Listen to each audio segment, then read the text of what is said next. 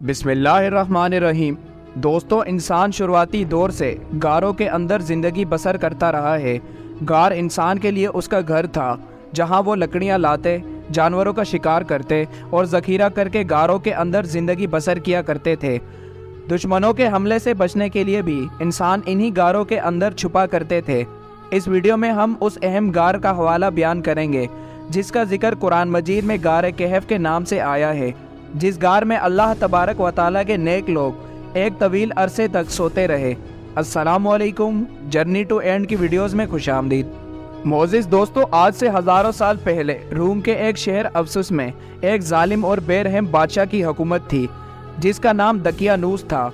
इस जालिम बादशाह की हुकूमत में जो शख्स अगर बुत परस्ती ना करता वो उसे कत्ल करवा देता। उस शहर में कुछ नौजवान रहा करते थे जो अल्लाह पर यकीन रखते थे। उन्होंने बुत परस्ती से इनकार कर दिया था।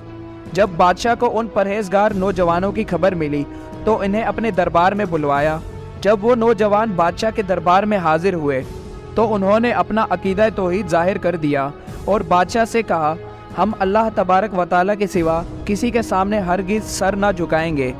उन नौजवान की हिम्मत और दिलेरी को देखकर बादशाह का दरबार नारे तौहीद से गूंज उठा।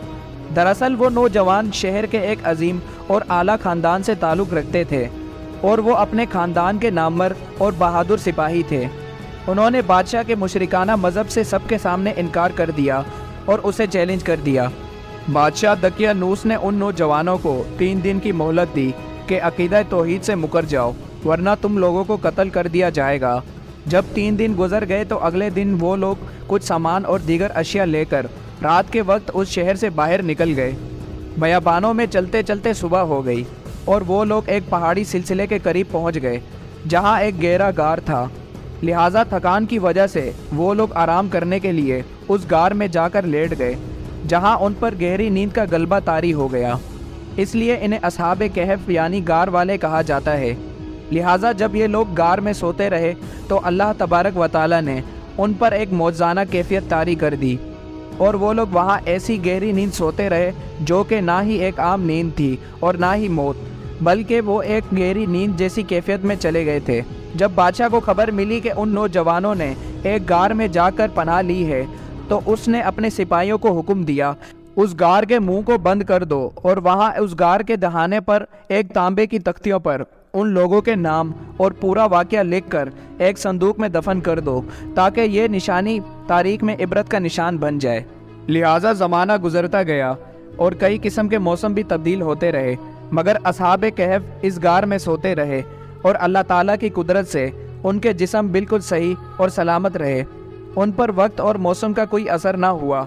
यूँ देखते देखते 300 साल का तवील अरसा गुजर गया और अब एफसुस शहर में बेदुरुस्त नाम के बादशाह की हुकूमत आ गई थी।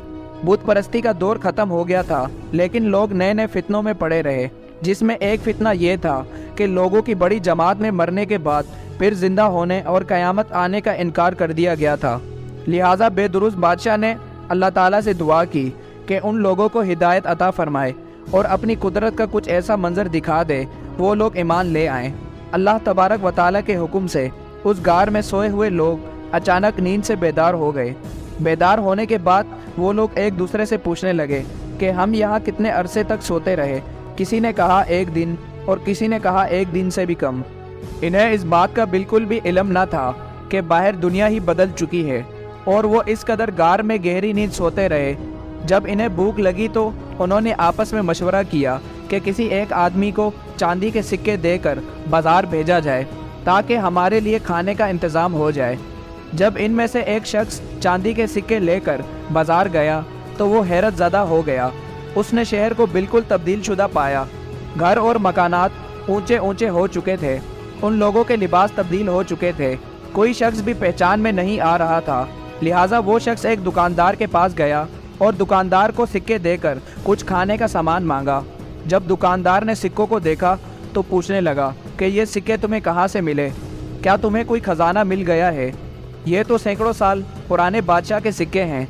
जबकि अस्हाबे कहफ का वो साथी इस बात का इकरार करने लगा कि ये इसी दौर के सिक्के हैं। लिहाजा उस बहस की वजह से लोगों का हजूम जमा हो गया।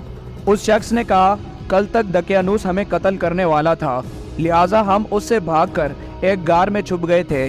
लोगों ने उसे बताया कि दकियानूस को मरे हुए 300 साल गुजर चुके हैं और ये बेदुरूस का ज़माना है। उसने अपनी बात साबित करवाने के लिए लोगों को उस गार की तरफ चलने को कहा। जब गार में मौजूद असहाबे कहफ ने लोगों के हजूम को आते हुए देखा तो वो समझ गए कि दकियानूस की फ़ौज ने उन्हें ढूंढ लिया है। लिहाजा वो अल्लाह से दुआ करने लगे।